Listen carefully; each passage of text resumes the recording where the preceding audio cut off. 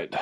So we got 4 here. Let's see who's online. Byron, Christy, Kathy, Scott, welcome. We're going to wait just a couple more minutes here, and then we're going to get started. Let me switch this over.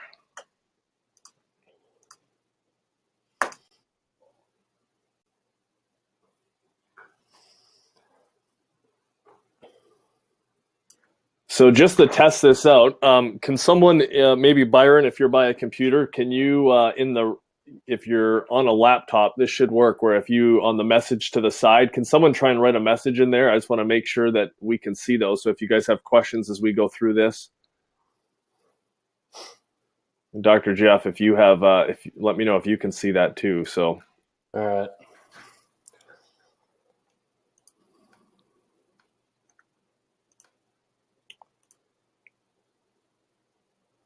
Christy, Kathy, Scott, you guys are welcome to type a message as well.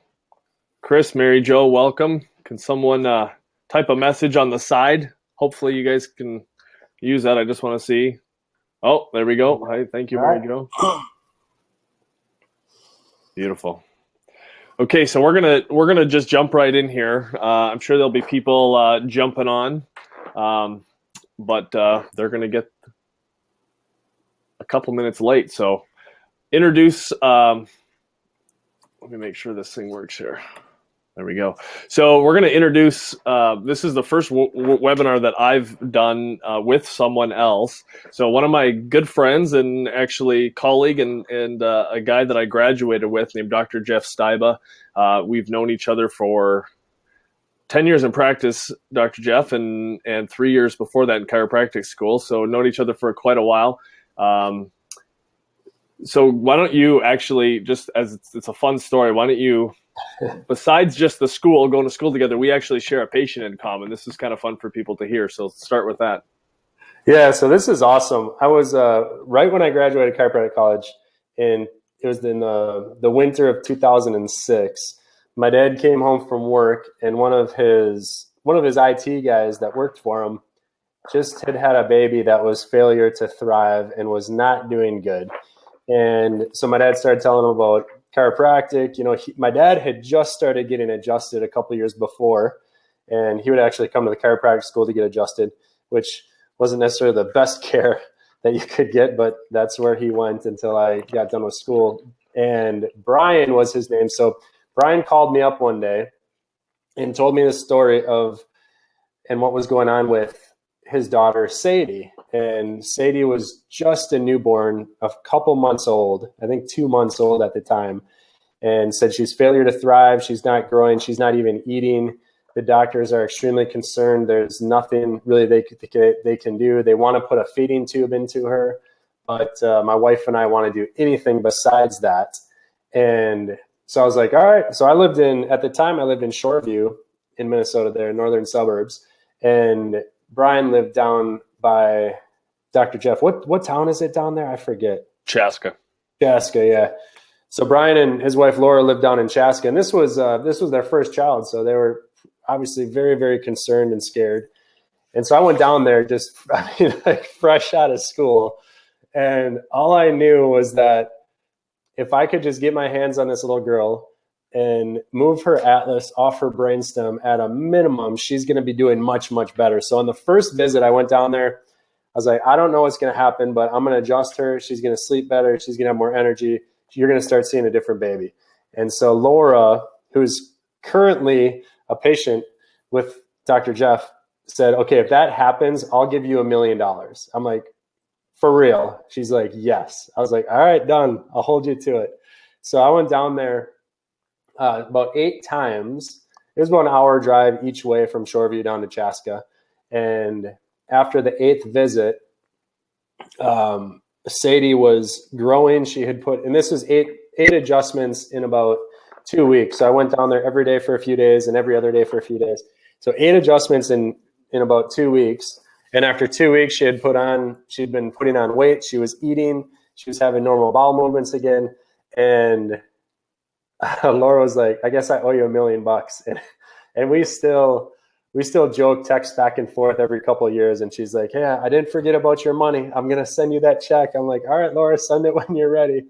But that was my very first. They were actually my first paying patient. So after those 8 visits, she gave Brian gave me a check for $750 for taking care of Sadie, and that was I was just thrilled, for one, because we'd been adjusting for free for the last 3 years, and then now with a first paying person, and then to save this little girl's life it was an honor. It was incredible. And so as soon as Jeff moved to Chaska and opened his office, he was really the only doctor down there that I felt comfortable referring them to. And so we waited until Jeff was there, referred them in, and then they've been patients ever since. So it's a pretty powerful story, and I'll never forget that. That was my very first patient. Yeah, that's awesome. Yeah, they've been patients ever since. So they were one of mine. As soon as we moved down, we opened with them. So anyway, that's kind of neither here nor there, but that's a good story Dr. Jeff and I share together. So we are going to be talking about allergies tonight. Let me get the new page here.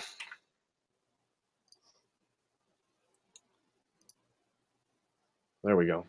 Okay, so when it comes to allergies, I think the very first thing we have to set the table with this, and if you were to go on the street and ask people whether allergies are a good thing or a bad thing, 99% of them, I'm sure Dr. Jeff would agree with this, are going to say that allergies are a bad thing. This is the body making a mistake. This is the body malfunctioning. And that's certainly not at all what's actually happening. The allergies and what we feel when we get allergies, and we could be talking about, this workshop is really going to be focused a little bit more around seasonal allergies, but the same concept applies with food allergies. The same concept applies with things like eczema and skin allergies. It's the same fundamental underlying issue that's actually happening. But all of the things that we feel, all of the symptoms that we feel with allergies, from the sneezing to the runny nose to the itching, itchy eyes, to if it's food allergies, the skin issues that we get, this is your immune system actually doing exactly what the immune system should do. It's the circumstances that the immune system is operating in that have to change a little bit. And so I guess the very first thing, we always say, like, we'll talk about pollen here real quick. If the problem was pollen, then everyone who breathed in pollen should be experiencing the same allergies, and that's certainly not what happens. But when we do, Dr. Jeff, why don't you kind of go over what happens, as we were talking on the phone yesterday, just when to create this allergy, how does that actually happen?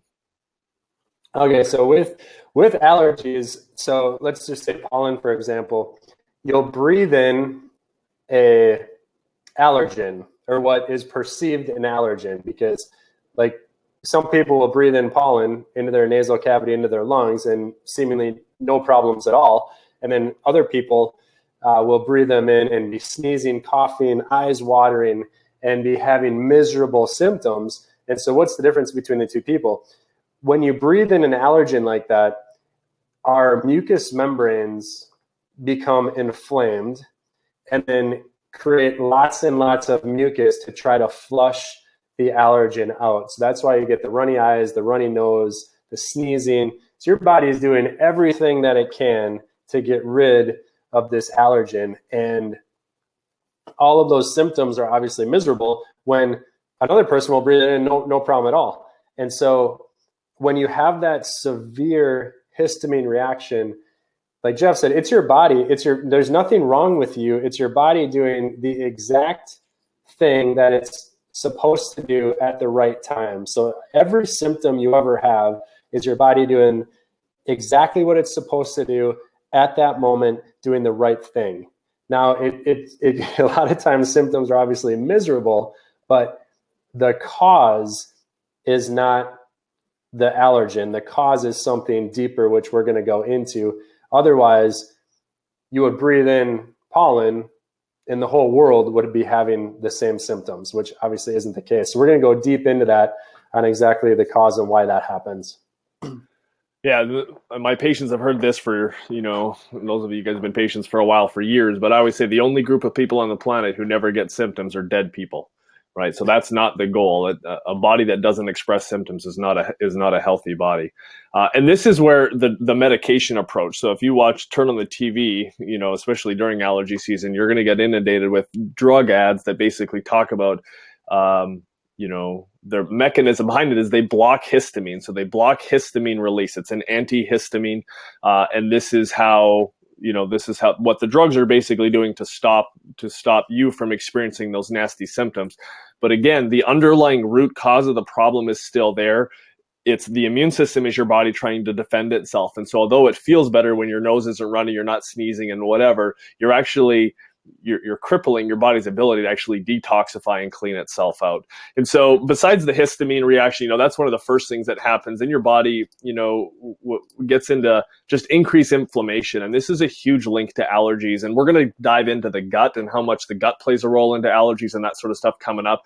But inflammation, this is where we get the congestion. This is where, a lot of people's allergies start by the nose runs, they get itchy. But as Dr. Jeff talked about, then all this inflammation, begins to build up in our sinuses and we get congested and we start to sound like this. And again, this is still part of the process. When you understand why the body goes through this, you see that it's important and that you're actually doing your body a disservice by swallowing these medications. We'll just talk a little bit of the history because I think this is really interesting. Again, if it was simply pollen's been around since the beginning of time. But in the medical literature, basically allergies were absent before the 19th century. And this is something that's just reporting. I hear this a lot with people that's like, well, the reason autism wasn't around 100 years ago is just because they didn't know how to report it. And that's just a horrible. I mean, it's very obvious when someone is dealing with hay fever. You can just see it in their face. They're swollen, their eyes are shut, they're red, they're the runny nose. And so it just really is like very few people had allergies before the 19th century. You counteract that with what's happening today, and the most recent estimates are about 30% of the world population will suffer from some sort of an allergy. Maybe it's pollen allergy, maybe it's pet dander, maybe it's food allergy, maybe it's something else, a chemical that they're allergic to. And so if you actually look at the research or the data over the last 60 years, there's been a huge exponential spike in the last 60 years. And asthma is related to allergies. It's basically asthma is another symptom you get when the immune system is kind of on overdrive. Asthma, especially like juvenile asthma, childhood asthma, did not stinking exist before the 1960s. And I mean, this has exploded since the 1960s. Food allergies to things like nuts have tripled since 1995. So between 1995 and 2010, the amount of kids that were diagnosed with food allergies has tripled.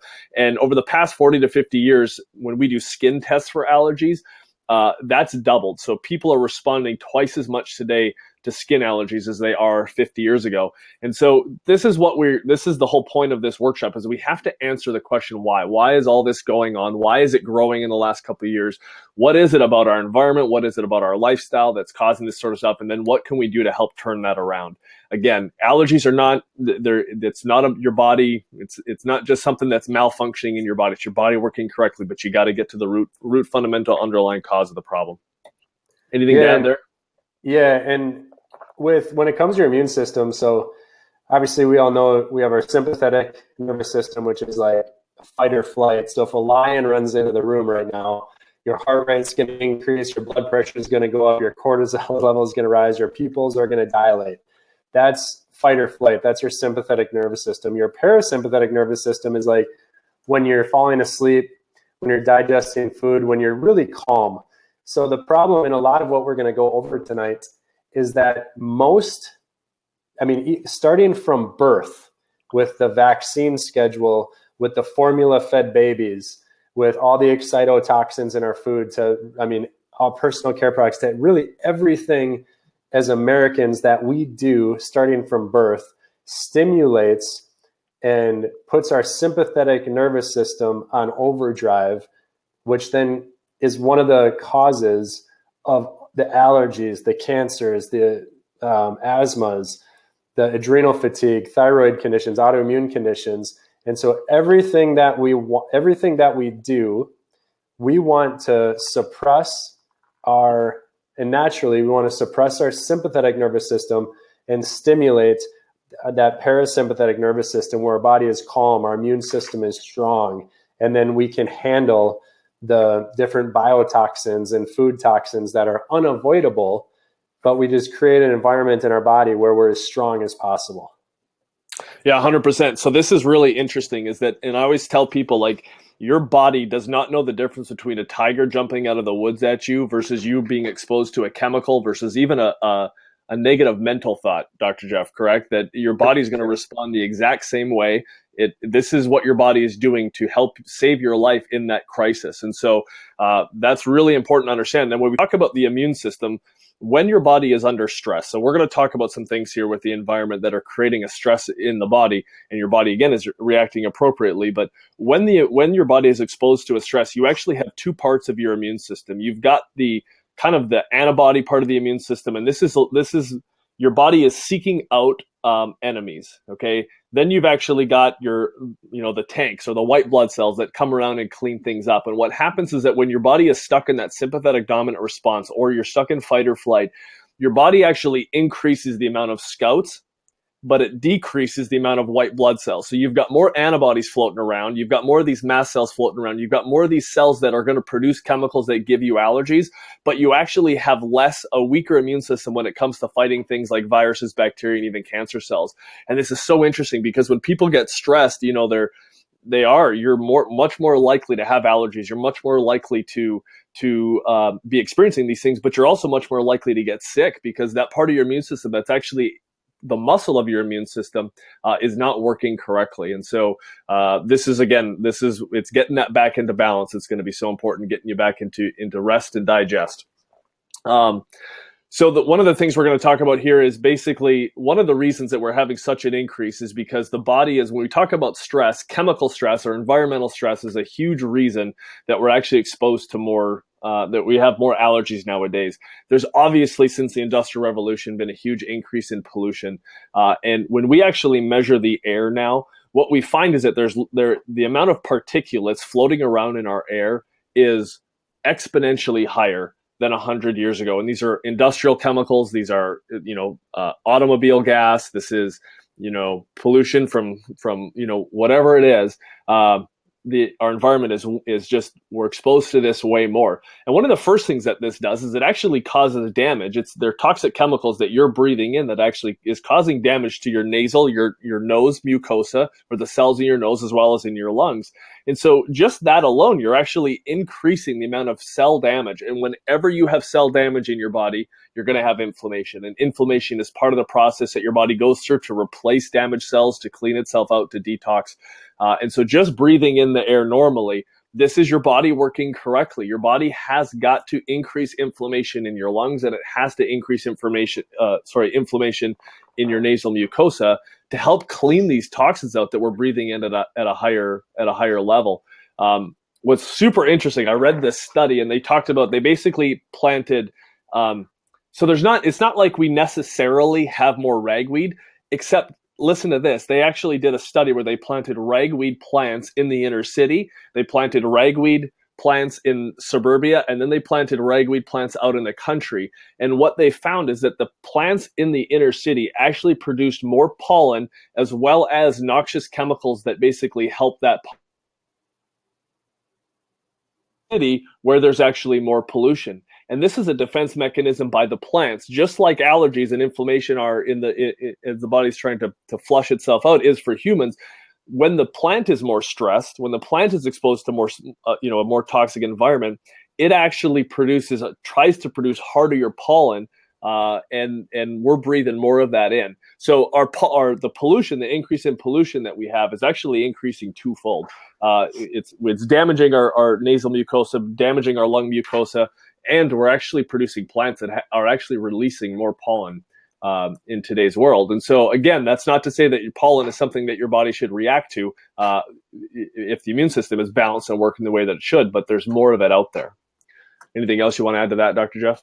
Yeah, it's much like, the best analogy would be, it's much like all of these multi-drug resistant strains of bacteria that we're seeing an exponential rise in, coming into hospitals and emergency rooms, and people are dying and getting limbs amputated because they're getting these strains of strep and these strains of like E. coli and different bacteria that can't be treated with medications. And so they have to amputate limbs. People are dying because of, just like the plants are producing more,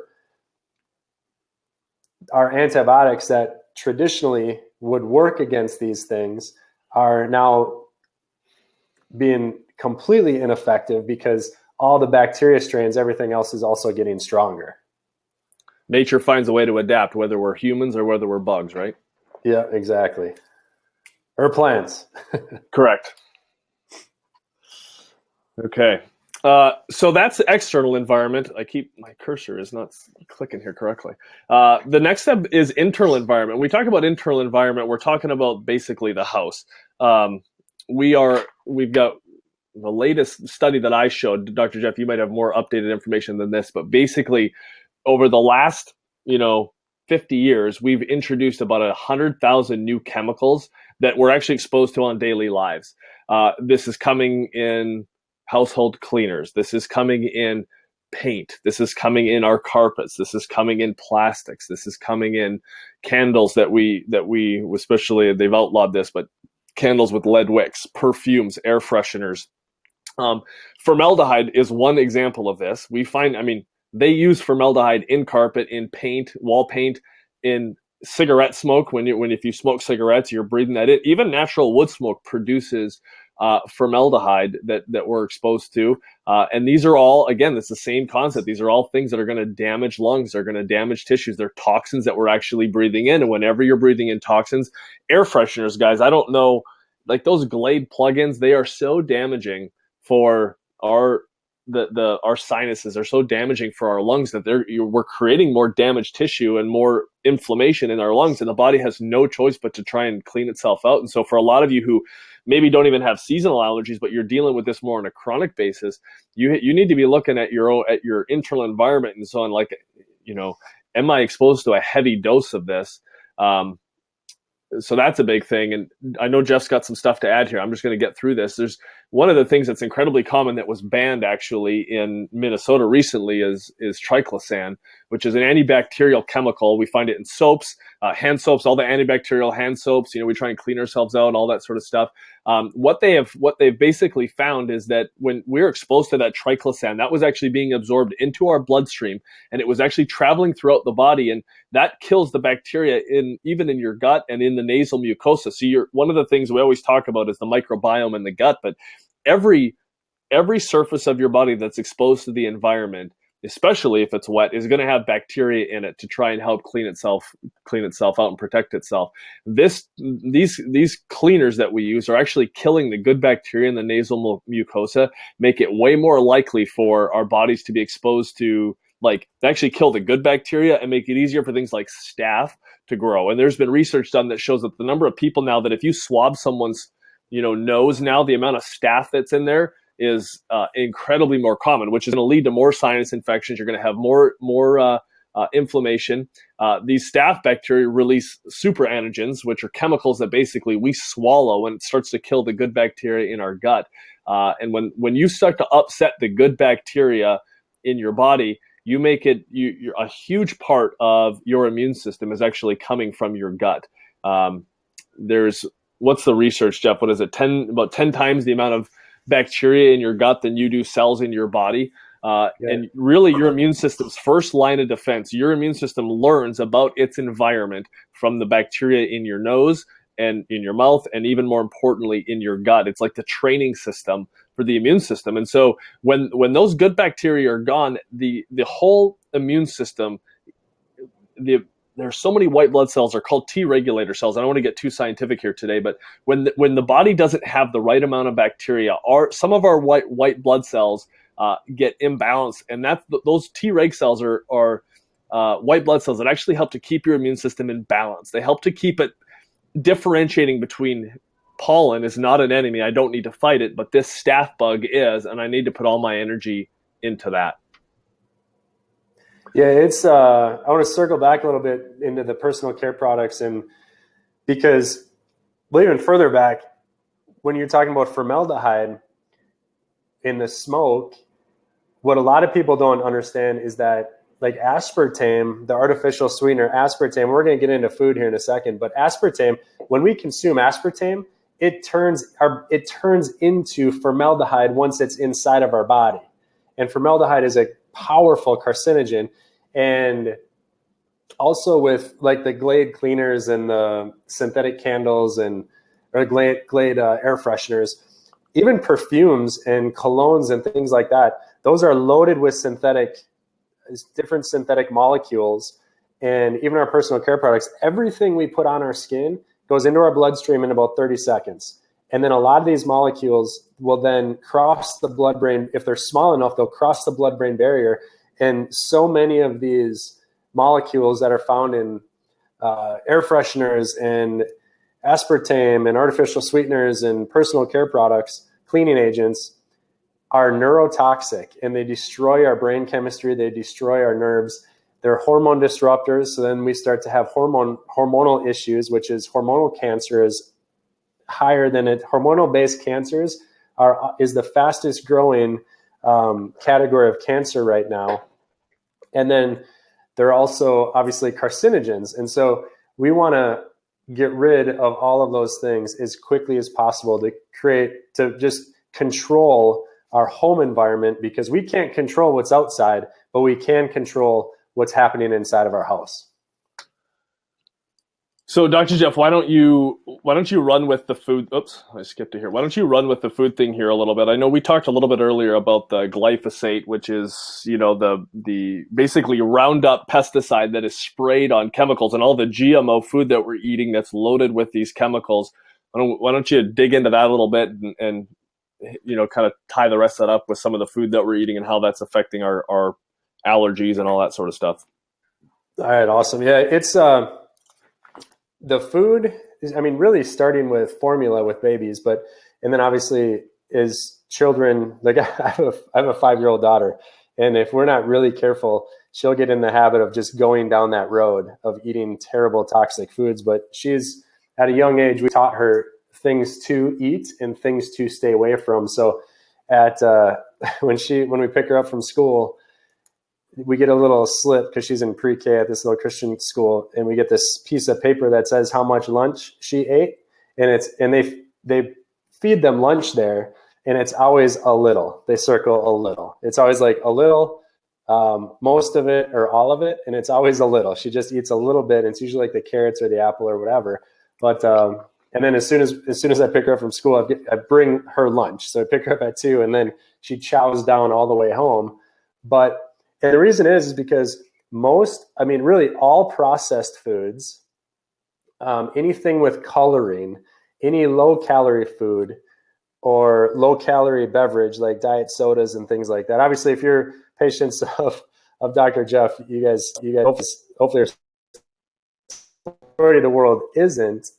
And these foods and beverages are loaded with, they're called excitotoxins. And like we've all heard of MSG, that's one of the most common ones. Glutamate is one of the most common excitotoxins. But these foods are loaded with excitotoxins. And what happens, the reason why they're called excitotoxins is because these molecules will, and most of the time they're different amino acids, so synthetically produced amino acids. And these amino acids will cross the blood-brain barrier and enter our brain tissue and excite the nerve endings in our brain, and they just go on overload, and then they burn out and die. And when that happens, that creates a whole cascade of problems in our body. So it weakens our immune system. We increase inflammation. We're much more likely to have things like allergies and asthma and autoimmune conditions, because excitotoxins not only destroy your brain tissue, but they're also carcinogens, and they destroy your gut. So you can kind of see this isn't, it can be like when we're teaching this, it can be depressing for some people, but if you make small changes over time, like change your home environment, change your cleaning, change the foods that you eat, get rid of the excitotoxins, and start eating just real food, 100% botanical cleaners in every aspect of your life, botanical personal care products without all of these toxins. Excitotoxins are also found in shampoos and conditioners and lotions and soaps, and they're really everywhere. And it's what people get addicted to. So that's why people have a really hard time getting off of like diet sodas and sugar and artificial sweeteners, because we become addicted to it much in a very similar way as people become addicted to like street drugs or even like addicted to painkillers. It's the same part of our brain that where addiction lies, in our amygdala. And so we really want to stay away from these excitotoxins as much as possible. I mean, if you have them occasionally and your body is strong, your immune system is strong, it's really no problem. But it's when it's breakfast, lunch, and dinner for the vast majority of Americans. And that's wherein lies the problem. Yeah, you're 100% right. This isn't so much that we're dealing with one or two. Is there an echo here? I don't hear it. No, I don't hear that. I've got an echo coming through my thing here. So yeah, the problem isn't so much that we're exposed to one or two of these neurotoxins or excitotoxins. It's that, again, when we look at the environment, we have to understand that from the air that we breathe in outside to the air that we breathe in our house, the chemicals that we're exposed to, the food that we're eating, is that the body is we're just being laden with all these chemicals that the immune system has to deal with. And what happens is, when we take a step back and go back to allergy, we blame it on the pollen. The pollen is just the easy target that your body starts to react to because it's been hypersensitized, because it's had to deal with all of these extra toxins. There's nothing in the pollen that your body should fight. It has a lot more to do with your body having to fight and deal with all these other chemicals that we're exposed to on a daily basis. Yeah, and the last thing I want to mention is when we're looking at our fruits and vegetables. Is there still an echo, Kathy? If there's an echo, then I only hear it with me. I can hear it again. So you don't hear it with me, Jeff? Can someone comment? Does anyone hear it with Jeff, Dr. Jeff, or is it just me, the other Dr. Jeff? Okay. Not on you, Jeff. So it's just me. Let me mess around here. I'll let you handle this for a little bit and see if I can fix this. All right. So, and then the last thing talking about is GMO foods. Obviously, GMO foods are becoming. Yeah, now there's an echo on me, Jeff. Now you hear it on you, huh? Yeah, I think I hear your computer. Oh, there we go. Now we're better. All right. So with GMO foods, the rise in GMO foods actually change our DNA over time.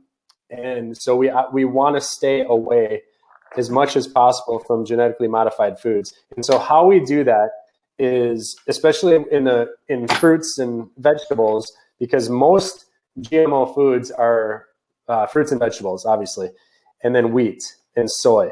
So when we're at the grocery store, when you look at your fruit and look at the sticker, if the number starts with a 3, it's GMO. And if it starts with a 4, it's just conventional, which means they use pesticides and herbicides in their farming. And if it starts with a 9, it's organic. So, and I just put that in comment section. If it's a 3, it's GMO. If it's 4, it's conventional. If it's 9, it's organic. So for example, like bananas, the number for bananas, I believe, somebody correct me if I'm wrong, but I believe it's like 4110. A conventional banana is 4110. If it's a GMO banana, it's 34110. And if it's organic, it's 94110. So that's how you know when you're shopping whether or not it's GMO, conventional, or organic. And obviously, not all organic is truly organic in our world, but it's going to be a lot better than conventional and GMO. So that's how you can control your fruits and vegetables that you consume, by just making sure you're not purchasing the number 3. Okay, I'm jumping back in here. Let's see what this does. It's still there, isn't it?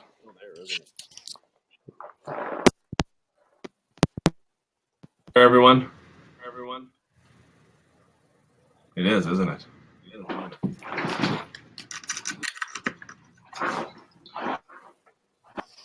Technology can be a blessing and a curse all at the same time. Can you still hear it, Jeff? Yeah, I'm still there. Is your speakers on, Jeff, by any chance? I see you've got headphones on, but... Yeah, I've got headphones on. So it's not coming through yours. Well, it sounds like it's gone now. So we'll keep plugging away here. Um, okay. So, and again, we're going to get into a little bit more food, some of the foods that we can add in and stuff here in a second. So, again, there's some other things that we can do that actually make a huge difference when it comes to allergies. And really, again, it's about balancing the immune system and it's about calming the immune system down. But mental stress is, this is a huge issue for most people. Again, I think I opened with this that you could think a negative thought and your body automatically, sometimes if you remember a stressful situation, you'll feel your body actually begin to go back into the high blood pressure, your heart rate going. You can just feel these chemicals, these hormones being released into your body, and your immune system is following right along with it. And so the more mental stress that we're under, the more that's going to affect our allergies. There's no question about it. Sitting is another big factor, and I'm going to hit just a couple of these, and then I'll let Dr. Jeff jump in here and fill in any things. But sitting is, and this ties a lot into both the mental stress and subluxation. We always say that sitting is the new smoking, and it's one of the things that probably has changed with the amount of food that Americans eat in the last 50 years. The other thing that's changed is the amount that we actually sit. We've really live in a very sedentary world where it's a sedentary society. We sit for 8 hours a day at work, and then we come home and plug into our devices at home, have to get on a stinking webinar. Hopefully some of you are watching this while walking on your treadmill. But the reality is that when the body sits for a while, it's also a major stress. You actually shut down neurologic pathways that are actually located along the spine that actually help get you out of fight or flight and turn you back into rest and digest. And so when you get out and walk, when you get that spine moving, when you do your exercise, you get the blood flow, and we start burning the calories that we're supposed to be burning throughout the day. This actually resets that sympathetic dominant response, and it helps shift you back into that fight or flight response. And again, this is, as we probably mentioned before, it's when we talk about combating allergies, it's all about the immune system. You've got to focus on the things that are going to get the immune system back in order.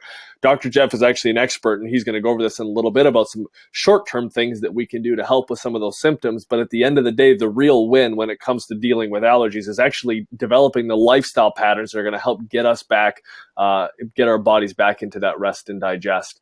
Subluxation. So this will be where my expertise sits. And there's a couple of things. So when we talk about the spine and the nervous system, again, just sitting can affect the spine in a way that it creates, you actually shut down these neurologic signals that actually help get the body back into fight or flight. But for a lot of our patients, there's really two parts of the spine that we are dealing with huge when it comes to allergies. And that if you're dealing with that, we're going to pay very close attention to. Number one is going to be the upper neck, C1 and C2. Not only do this part of the nerve system have a huge impact into that fight or flight response, it has a huge impact into your nervous system, but it also has a direct neurologic supply to your sinuses and to your ears, eyes, nose, throat. And one of the problems that happens is that with allergies is that, especially with the congestion, is that if there's a pinched nerve in your upper neck, you're actually going to cause muscle spasm. You're going to close down the sinuses, the tubes that are connecting your sinuses to the outside environment, your nose, and it actually stops your sinuses from draining. It's the exact same concept as what causes ear infections in kids. It's not the bacteria, it's the inability of that inner ear to clean itself out because of a blockage in drainage, and almost always it's caused by a muscle spasm caused by a pinched nerve up in that neck. The second part of the spine we're going to look at is at the base of kind of the mid to low back, right below your shoulder blades, in your T9, 10, 11 area. And these are nerves that are going to your adrenals and some of these stress hormone areas. And when those hormones are not being released correctly, it has a huge link into these hormone changes that Dr. Jeff was talking about and shifting the body into that sympathetic dominant response. And we see that all the time. And it's interesting is that when we get on our devices and we sit, all day we're punching keys on the keyboard, the two parts of the spine that take the biggest hit are going to be the upper neck and then that TL junction, we call it, or the transition between the curves in your mid and low back, because we're not usually sitting very correctly, and we're crushing those nerves that are just totally destroying function in those parts of the body. Jump in, man. All right. You want to add to that? Yeah, for sure. It's always chiropractic. Getting adjusted should obviously be the very first line of defense for everything, because that's how we were created. Our bodies were created to heal. If you're not healing, there's a blockage in healing, and the nerves in the brain control all the healing. So look at that first, clear that out, and then address things as you need to. But when as I'm sitting here, I've been sitting here for about 8 hours in my chair today. I've gotten up a few times, but I'm like, man, I need to get adjusted. But for mental stress and also for allergies, like my expertise is in essential oils. That's what I do full time now, is travel around and teach doctors how to implement essential oils in their practice, mostly chiropractors, and how to teach their patients how to use oils effectively. And for both for mental stress and then also for when we're talking about symptoms of allergies, you want to get to obviously the cause, clean up your environment, clear out your nerve system, get your body healing, start to lower your cortisol levels, heal your adrenal glands, stimulate your parasympathetic nervous system. And so one of the ways that we do that with essential oils is by using, and if you're new to oils, this is going to be completely mind-blowing to you. If you're already experienced and use essential oils, then hopefully you know a little bit about this. But we all know that lavender is a very calming essential oil. So it's calming emotionally, and it's also calming physiologically. So when we use lavender essential oil, when we use it topically, when we diffuse it into the air and breathe it in, it's very emotionally calming and also physiologically calming. So it's calming to your nerve system at the same time. So that's one way to increase your parasympathetic nervous system, lower cortisol levels, is by using, there's a few oils. You can use lavender, you can use petitgrain is another one, Roman chamomile, frankincense. So there's a lot of very calming essential oils. And a lot of these calming essential oils, the molecule that makes them calming is called linalool. And so like lavender and petitgrain are very high, and also basil essential are very high in this molecule linalool. And the majority of the antihistamine drugs on the market are, the active ingredient in these antihistamine drugs like Benadryl and even like ephedrine and things like that, these molecules are very similar and mimic linalool. So what that means is that when we use oils like lavender and petitgrain and basil, they have a very powerful antihistamine mechanism of action. When we put them on our skin, they go into our bloodstream, they're delivered to every cell in our body, across the blood-brain barrier, and we get a very powerful effect that way when we're experiencing these symptoms. Now, we just don't want to use lavender and let the rest of our life fall apart, because eventually now you're going to develop much more serious things than just allergies. But in the midst of correcting everything else, lavender is a very awesome oil. Petitgrain is an awesome oil. Basil is an awesome oil that's going to help with mental stress and also going to help with the symptoms of things like allergies. And the last thing is you can't go to like Whole Foods and you can't go to Walmart and go to the retail stores and buy your oils and expect them to work, because we work, Johns Hopkins University, they've studied, the oil company that we use and recommend is doTERRA. They're the #1 essential oil company in the world. And they have the most potent as far as the molecules in the oils. And there's a couple of companies that have very pure essential oils. Purity is what makes them safe to use. Potency is what actually makes them work and gives you a predictable result, the potency of the molecules in the oil. And so Johns Hopkins studied over 100 different oil companies. And after studying all these different oil companies and doing batch testing, they chose doTERRA because of the consistency in the potency and purity across the board. And they're now implementing into their protocols with people. But a lot of their research that they've recently done is published in like the American Medical Journal, New England Journal of Medicine. And so I'll hook you guys up with some links and some studies to that.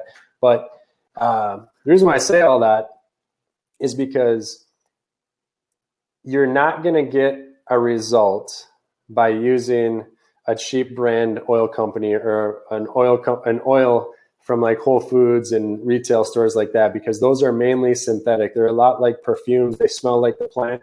So if you're having these symptoms, I'll spell petitgrain for you, Kathy. But if you're having these symptoms and you go and buy a cheap essential oil, you're not going to get the result because the molecules aren't there. So that linalool concentration won't be there where it has to be to get a predictable result. And so that's one way that we use a couple of those oils for reducing mental stress, helping with emotional health, and then also helping with the histamine response. So this is why Dr. Jeff is here, because I had to look up how to spell petitgrain. He understands and knows how to. I just want to set the record straight here. I know that and again, Dr. Jeff talked about it. These are things that can help support that function in the body. And we're not here to, I know there's a big debate between Young Living and doTERRA. I brought Dr. Jeff here because I know nothing about this stuff, and he's the expert in this. And most people that you talk to, you'll hear things. One of the things that drives me nuts about essential oils is that there's just so much misinformation about there, and people, they don't understand what they're talking about. And that is one of the things with Dr. Jeff, is that he has researched this stuff and he understands this stuff. And so if I have questions about this, he's the guy that I go to, is why he's on here. I texted him the other day. I'm like, okay, give me some tips when it comes to this stuff. And the answers that he gave me were exactly what I wanted. It was science behind it. It was the logic behind it. It wasn't, just a pamphlet. And so he will put his email address in. As he's going to talk, we'll maybe talk a little bit more about essential oils here. But if you guys have questions about essential oils, go. I have nothing to do with this. I don't. He is the man when it comes to that. So you hit him up for that sort of stuff. So it's beyond me by choice. By choice. You got enough. I got to keep it. Yep, exactly. Okay, so here's the thing, and I know that probably a lot of that was overwhelming, and we talked about a lot of the reasons why the body is going through what it's going through with allergies. And again, just to recap all of this, that it boils down to an immune system that is having to deal with so many different things and in the environment, and we need to start calming that immune system down. And so we talked about a lot of the stuff that's out there. And so now what we're going to do is we want to go through, basically, these are the steps that we've got 6 different things here, 6 different parts of our life that we need to start focusing on. And if we can start doing these, this is going to make a huge difference when it comes to what's happening with allergies. And as I'm thinking back, I actually didn't put chiropractic in here, which is, as Dr. Jeff said, that would be step 1. But all of these things, I want you to know, you're not going to start doing these things and notice a change tomorrow. When you're actually dealing with the cause of problems in the body, that healing takes time. I always have told my patients, like, if anyone tries to offer you a quick fix when it comes to healthcare, you have to run the other way, because true healing takes time. And everything that we're all about in this office is how to support the body in healing itself. You're the best doctor on the planet, not some guy in a lab coat. And so we want to be able to support the body and get it back into balance. And it's like learning a new language. It just takes time. It takes repetition. You gotta put your body in a good environment. You got to keep it there for a period of time. You got to be patient with that. And so as we go through this, just keep that in mind. You're not going to eat a salad tomorrow and then you're going to breathe through your nose on Friday. This is going to take a little bit of time for your body to get back on track. So the first thing would be gut health, and we talked about this a little bit, and I've done workshops on this before. But one of the other main reasons that the body is in such an allergic state is that the traditional Western diet in America is called SAD, which I just absolutely love that. It's the Standard American Diet, acronym SAD, which is full of grains. It's full of processed dairy. It's full of processed food in general, high in sugar, low in nutrients, tons of calories, high in alcohol. And these are all things that basically damage the lining in your gut. And so when it comes to gut health, there's really 2 things that we want to look at. We want to look at do you have a healthy lining in your gut? When your gut cells are not healthy, the junctions between the cells get weak. And basically what happens is that we allow massive food particles, big proteins, to actually pass directly into our bloodstream. And these are just more things that your immune system has to deal with. Again, the gut is a very selective barrier.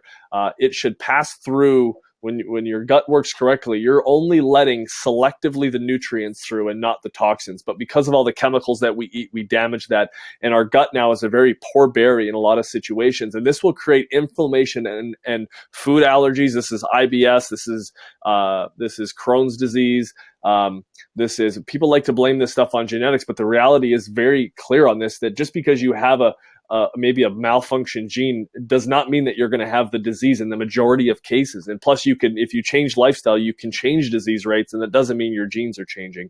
And so that would be the first thing, is that when we're going to talk about diet at the very end here because it's important, but your diet will affect the health of your gut. And if you can calm your gut down, you will calm down allergies. This is a huge link as well to kids with ADD, ADHD, and just creating a body that is so inflamed and so hyper allergic. All these kids that, well, I shouldn't say all because I'm sure there are not some, but the vast majority of kids that have ADHD went through the same process where they were on antibiotics growing up for repetitive ear infections. They were fed horrible foods. They've got digestive issues. We take x-rays of these kids and I can see massive neurologic issues with reverse curves and all that sort of stuff. But what we also see on their x-rays is huge amounts of gas in their gut. You should not see that stuff on an x-ray, and it's just a sign of a healthy gut. The second thing is probiotics, is having the right bacteria in your gut. Jeff, you might as well, since I'm just yapping for hours here, why don't you take over on the probiotics thing? Yeah, the best thing you can do, well, a couple of really quick tips that will make radical changes in your gut health is, number one, get off gluten. So anything that contains gluten, get that out of your diet, because like Jeff was talking about with these proteins passing through your gut, it's called leaky gut. And when these gluten proteins go into our bloodstream, pass through our gut, they create massive amounts of inflammation. And so every autoimmune disease, whether it's Parkinson's, MS, thyroid, diabetes, most people don't think of diabetes as autoimmune, it's autoimmune, have tremendous leaky gut problems and high systemic inflammation. So when you can get off gluten, then yes, oh yeah, RA, for sure, Jeff, Mary Jo. Any autoimmune disease, rheumatoid arthritis, all of it. And the first step is get off gluten and allow your gut lining to start to heal, because that's one of the most difficult proteins to process, is the gluten protein. And then with probiotics, so get off gluten and then start taking a really high quality probiotic. The best probiotic that you can take would be an enteric coated probiotic. Because even like a lot of people think of probiotics, they think of yogurt. If you drink yogurt's loaded with bacteria and good probiotics, but as soon as most of the bacteria are killed in your stomach from the stomach acid. And so in a lot of the cheaper probiotics on the market, you'll spend good money on getting a probiotic. The best quality is enteric coated, so that the capsule doesn't break down until it hits the alkaline in your small intestine, and then the capsule breaks down, and then the probiotics are released, and then it's 100% bioavailability to your gut. So probiotics, you want to make sure you're loading up your gut with healthy, good quality probiotics, getting off gluten, and that's going to be the first two steps to reversing and start healing your gut. There's also an oil called Digest Zen, which contains like ginger, peppermint, anise, and a bunch of seed oils. And seed essential oils feed the bacteria in our gut. And then ginger and peppermint, which we all know, like peppermint's good for digestion, but those essential oils kill candida, so that yeast that gets in our gut. So when we eat a lot of flour and we get bloated, it's because of the yeast or sugar, flour, sugar, gluten, and dairy feed yeast. And so that's when you get that bloated feeling. So if you get bloated, you have yeast in your gut. And so those oils can be used topically to help kill the candida. We get off gluten to help our gut lining heal. And then we take a probiotic to help the healthy bacteria flourish. So those are just three really, really simple steps to make a massive improvement in your gut health. And then to maintain that, and I would say that two of the biggest things that we do to hurt that, besides the gluten, is chlorinated tap water. So we need to cut that out. The purpose of chlorine in tap water is literally to kill the bacteria. Well, if we're drinking that, we're doing the exact same thing to the bacteria inside of our gut. So, reverse osmosis. I wouldn't even do bottled water, but there's some good water alternatives out there. Get some good filters so you can clean that stuff out. And then two is we just have to be really careful with antibiotics. I think so many people just view that as like, well, I'm sick, I need to go and get an antibiotic. And I mean, Dr. Jeff, when's the last time you were on an antibiotic? Right? Oh man, I think I was 8 years old, maybe 10 years old. Yeah, it just is. It's not a thing that's normal. I've got 4 kids, 9, 7, 3, and 1. They have never had a pill, potion, lotion inside of their bodies ever. They've never had an ear infection. They've never had strep throat. They've never had a sinus infection. They've never needed an antibiotic. It's not a normal thing. So many people, especially parents, and I even see this in here with our base of people who are trying to do things proactively. It's like as soon as they get the sniffles, they run to the doctor and get an antibiotic for anything. And I'm like, man, you are creating the most vicious cycle, that you're creating the need for all of your medications that you're taking, because you're wiping out one of your body's most important defense mechanisms. So understand this, is that if you've taken an antibiotic in the last 10 years, that there's a really good chance that that your bacteria in your gut is weak. You're probably overrun with yeast and some of the bad bacteria that don't have anything to compete with anymore. Hey, Jeff, so we always recommend, Mary Jo asked what brand. We always recommend the Innate Choice, Dr. Chestnut's probiotic. Do you have a recommendation outside of that? Yeah, Innate Choice is obviously great. I mean, Chestnut's one of the most brilliant minds in natural healthcare. So his is awesome. We use doTERRA's. doTERRA's is awesome. It's enteric coated also. Their kids probiotic is enteric coated too. So yeah, Mary Jo, when we get on the phone tomorrow, you can get the probiotic from Jeff. The Innate Choice is awesome. And then we'll talk about how to get you set up with oils too. So let's move on here. Let's hit up sunshine and vitamin D. And when it comes to balanced immune system, this is one that I think not a lot of people know. But so vitamin D, we do a whole workshop on this. Vitamin D is not, we shouldn't even call it a vitamin, because the vitamins are typically thought of as things that you can ingest. Vitamin D is a hormone. Hormones, this is something that your body makes. At least a lot of people take vitamin D now, but it is the least effective way to do that. It's better than nothing, but what we need to do is be getting out in the sun. Vitamin D, anything that's a hormone, is basically, hormones are keys that unlock genes. So super important. Most people are deficient in this. Research shows that vitamin D has been linked to the expression of about 2,500 different hormones or different genes in your body. And it just has a huge link to strength of the immune system. Again, when we think about the immune system, you have to think of the immune system like a teeter-totter. So Dr. Jeff, you're a bigger guy than I am. How much do you weigh? 220. So I'm about 168. If Jeff and I got on a teeter-totter, guess which way I'm going? Up, right? The immune system works the same way. When we've got the antibody kind of allergy side of the immune system, and then we've got the white blood cell side of the immune system. When one goes up, the other goes down, and vitamin D is one of those hormones that is going to help your body get back into balance. It's going to help that teeter-totter be nice and even, which is what the healthiest immune system adds. I'm trying to think when we did our last vitamin D workshop. That webinar should be coming up here. We'll have that done, but we want to do this safely. You want to do it right. I'm not recommending that you go out and get burnt, but I am absolutely recommending that you get 20, 30 minutes in the sun every single day, starting in the spring, going till late fall, and making sure that you're getting lots of good healthy fats, because your body converts cholesterol when it's exposed to sunlight in the skin to vitamin D, and you need to have the right amounts of fat and cholesterol in your body for that to happen. Yeah, there was a study done a few years ago, and I don't remember the reference, but the conclusion of the study, they studied a bunch of women, and the higher serum vitamin D levels the women had, the lower incidence of breast cancer. So that was the study, vitamin D to cancer. The lower serum vitamin D levels, the higher incidence of breast cancer. So vitamin D is one of the most, I mean, they're all important, but one of the most I'd say one of the most important vitamins that we don't necessarily get too much from our diet, but our body makes when we're out in the sun. So even like in the winter, there's vitamin D beds or vitamin D lights that you can purchase and like put them in your bedroom, hang them on the back of a door, and stand in front of that for 30 minutes a day.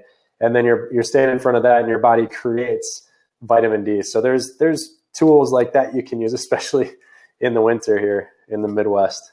It's also a good reason to book a cruise or a trip down to Arizona, Florida, Mexico, get out of the country a little bit, right? Go on vacation.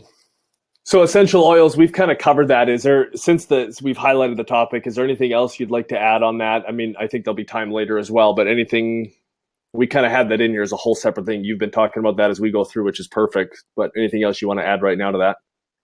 No, I think I've made some good recommendations for what we've been talking about. So absolutely, that we're good to go there. So the last workshop we did was a detox workshop, and this is something that any of you, I've got an actual kind of a survey that you can take, and it scores you on maybe where you're weak a little bit and where your exposure to some of these toxic chemicals are coming from. If any of you want that, just let me know and I can email that to you. I think it was maybe 40, 50 questions. Those of you who are at our detox seminar, we talked about that. We actually did that there, which was really good. But you also we have to start looking at our environment, and we have to figure out, where we're, toothpaste, hairsprays, shampoos, as Dr. Jeff was talking about. And this is where, it just pays to, spend a little bit of money and getting some of these natural, alternatives that aren't laden with all of this stuff. And so take note of that. And if anyone wants that form, I can absolutely get that to them. Exercise, I think we already covered. And again, we do a whole workshop on this. Big thing here is that there shouldn't be a day that goes by where you're not spending, 15, 20, 30 minutes at the very least with your heart rate up, moving as much as you can. Everyone's got their Fitbits on now and their pedometers, and movement is so important. But I always teach people there's really 5 different types of exercise, and we all love to do the cardio. We love to get on our treadmill and get our steps in a day, which is awesome. But that's one type of exercise. We've got high intensity training. We've got resistance training. We've got core training. We've got strength, stretch and strengthen, or stretching, and then functional movements. And I won't go into all of that today, but this will be a huge thing into balancing that immune system out, helping your body deal, and even detox. Sweat is we talked about this at the detox seminar, that if you're not sweating is one of the easiest ways that your body is actually able to detox from all these chemicals that we're exposed to. So things like saunas, dry saunas, doing simple things like that can really help. But the biggest thing that we need to do is sweat and cut out the antiperspirants. Yes, that's literally insane. You have to sweat. You have to cut out. It's one of the reasons, that's one of the prime areas your body detoxes is through your armpits. And we stop that process from happening. And we wonder why we have increases in breast cancer and, all that sort of stuff. It's been lymphatic cancers and things like that. But one of the things that we do is we just literally use coconut oil and melaleuca oil as our deodorant. So melaleuca is very purifying. It makes you not stink. And you still sweat a little bit, but it's good to sweat. So hey, so how do you make that? Is it what do you do to tell us how you make that? Because I might start doing that myself. Yeah, so we just just to back up a little bit, a therapeutic dose of our essential oils is 3 drops. So 3 drops is therapeutic. The effects of the oils last 4 hours before our body metabolizes the molecules in the oil. And then no matter where you apply them on your skin, the molecules go systemic. So there's a lot of confusion on how to use them. And so really the secret or the key is just put them on. And so with melaleuca, one of the ways that we use melaleuca is mixed. So we do 3 drops with 3 drops of fractionated coconut oil, Jeff. So fractionated coconut oil is coconut oil that's the fats have been broken down, so it's always a liquid. Yep. And it absorbs right into your skin. So regular virgin coconut oil stays greasy. The fats don't absorb. Yep. And so fractionated coconut oil, the fats absorb like almost immediately. So you use 3 drops of melaleuca, 3 drops of fractionated coconut oil, and just rub it in under each armpit, and you're good to go. Perfect. Yeah. Beautiful. So it's not really a recipe. It's just 3 and 3. Yep. Easy to remember. Yeah. Oh, I did have diet in there. Okay, so last thing is diet. So let's talk about some of this. So I've got a couple things. There's just a couple things that we've hit a lot of this as we've gone through, but there's a couple of things that I really like.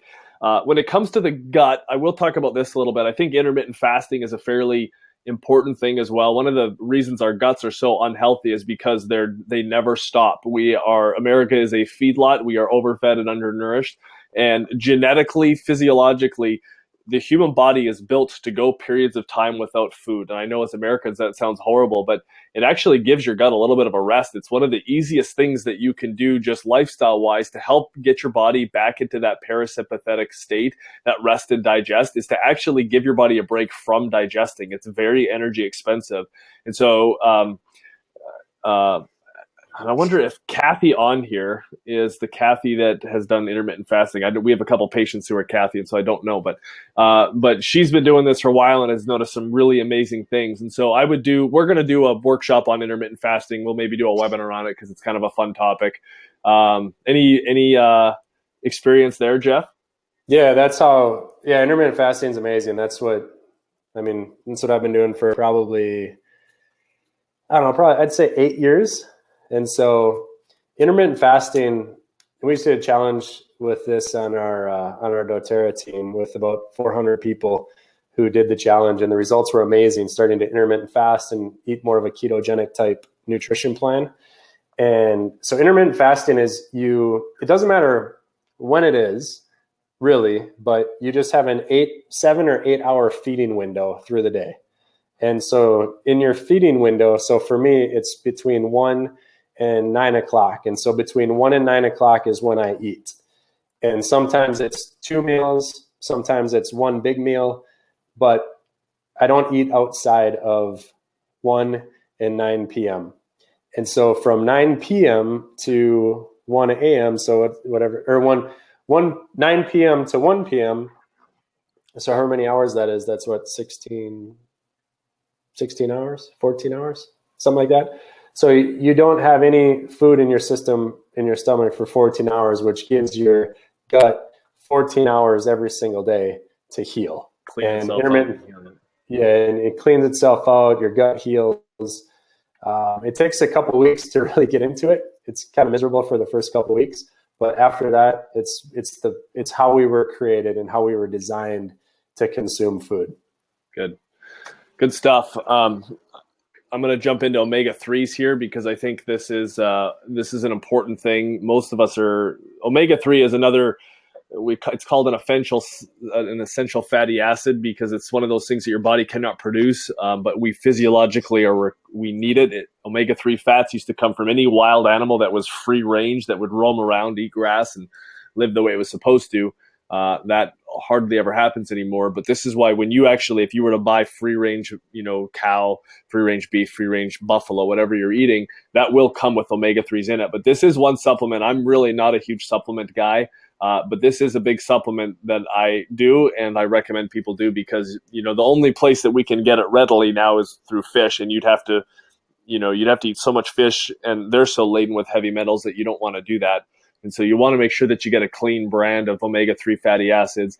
This has a huge role in so many things in the body, but as it relates to allergies, it's in inflammation.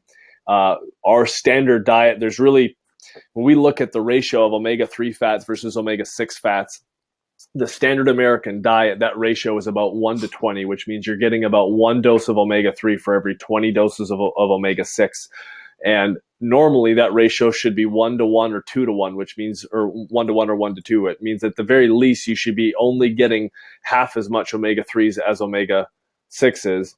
And that balance is what your body requires. Once you get up into the levels where we're at, where omega-6s are going to come from, it's not all negative sources, but tons of grains, tons of processed, even seeds have omega-6 fatty acids in them. Your body requires omega-6 fatty acids, but just not in the amount that we require or that we're consuming. And especially because we're so deficient in omega-3s, that it promotes an inflammatory response in the body. Whenever that ratio gets out of balance, you're going to push the body into a pro-inflammatory state, which is an allergenic state in the body, without a doubt. Anything to add there? Yeah, and the only way really to get to that 1 to 2 ratio is to supplement omega-3s. So yeah, do you guys use Innate Choice? That's another really good brand of omegas. Yep. So we personally, that's what I use is Innate Choice. Take a swig out of the bottle every morning. Yeah, it's super easy. It's a liquid. It tastes actually pretty good. So it doesn't taste fishy at all. Nope. But it's a really easy way. You can mix it with your smoothies. You can put it in your coffee or tea if you like. And it doesn't taste like anchovies in your coffee. So it actually tastes good.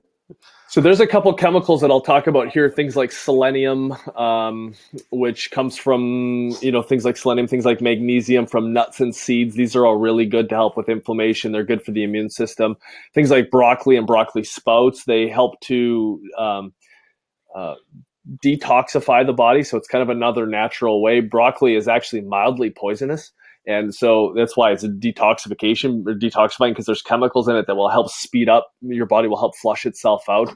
And so there's lots of good, I'm not telling you broccoli's poisonous, but there's little chemicals in it that help you clean yourself out, which is really important. And that's super important for allergies and giving your immune system a little bit of a break. Bioflavonoids, they're very good against those staph toxins that we talked about, those super antigens from the Staph aureus in your nose and in your throat.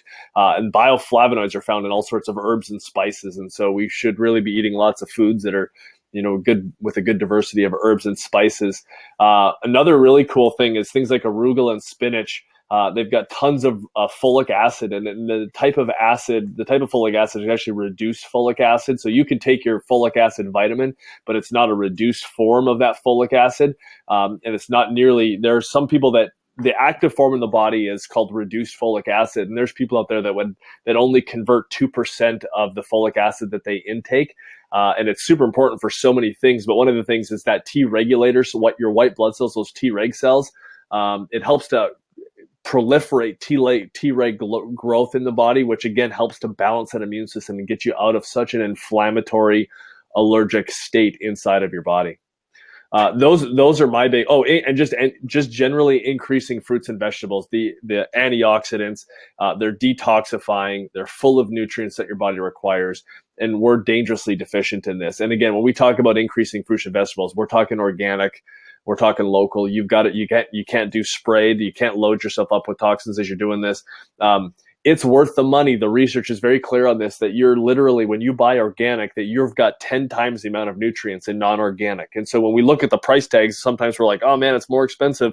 But what you're basically doing is you can't compare one head of broccoli to another head of broccoli. What you have to compare is one head of organic broccoli to 10 heads of the inorganic broccoli or the conventional broccoli to get the exact same amounts of nutrients out of that. And so that would be my challenge for everyone here, is like, we always can do better. And I love, like, our next workshop that we have coming up is a smoothie workshop.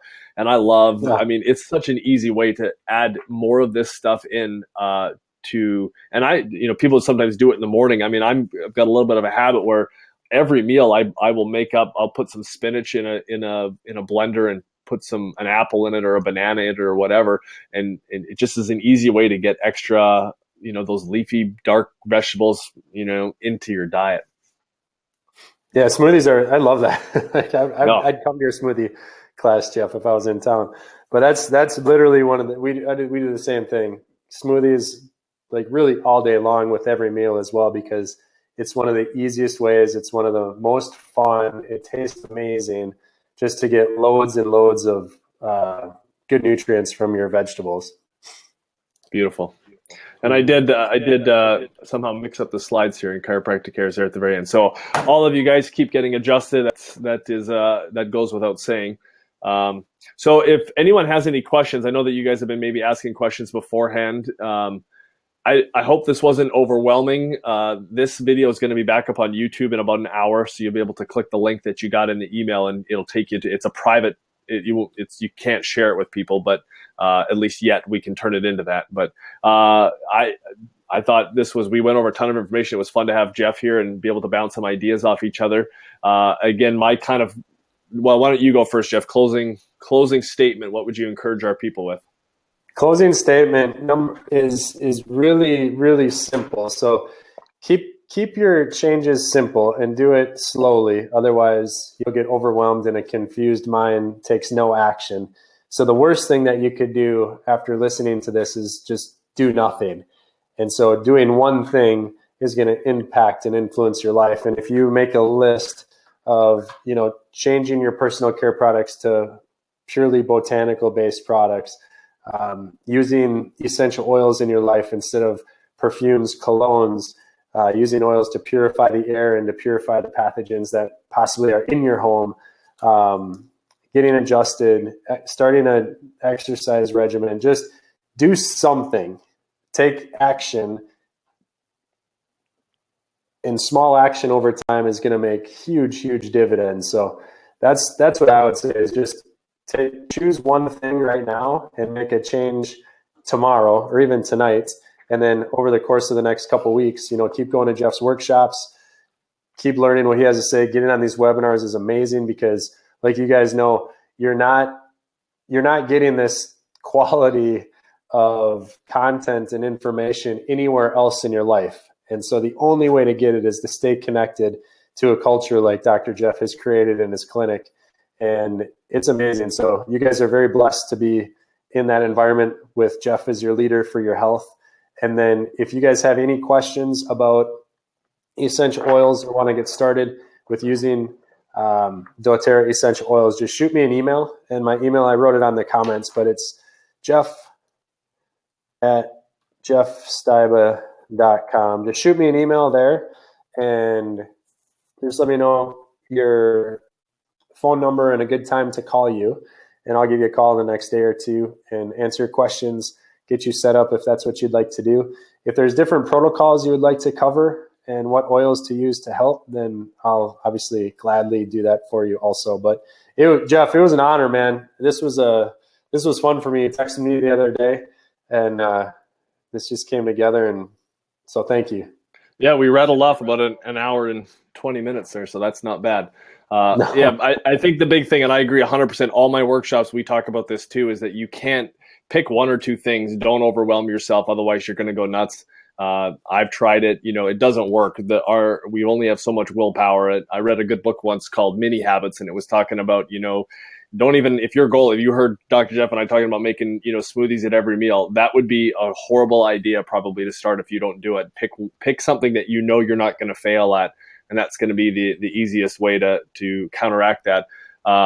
My big thing is, again, we have to maintain whenever we're talking about any kind of health issue, whether it's allergies or ADHD or cancer, that we have to keep it in mind that the state of symptoms that we are in this is what the body is trying to do as best as it can in the environment that it's given. And so the whole philosophy of healthcare in this country is all focused around making you feel better, ignoring the underlying function of the body. And so our whole philosophy here, even when we adjust you, it's not to make your backs feel better. Our whole objective is to increase your body's adaptability while at the same time you decrease your stress levels. And that is such a winning recipe. I will go to my grave. Hopefully that's a long time from now because I've done the right stuff, preaching this message. We've got to add light to dark. You can't take away darkness and make it more light. It just doesn't work. So thanks to Dr. Jeff for joining me. Appreciate you taking time out of your busy schedule and helping me. I'm certainly, it's nice to know experts. I am not an expert in very many things, and I don't claim to be. And so it's nice to be able to pull people in who can answer things and have a different take and share their expertise with us. So we're privileged to have you on. Thanks for spending time with us, and I'm sure this will be one of more in the future. Awesome, man. I appreciate it. Thank you. All right, everyone. Keep those questions coming. Those of you who have questions for me in the office, let me know. We can get you all the information. We'll send an email out with anything you need from us, and we're good to go. So have a great night, everyone.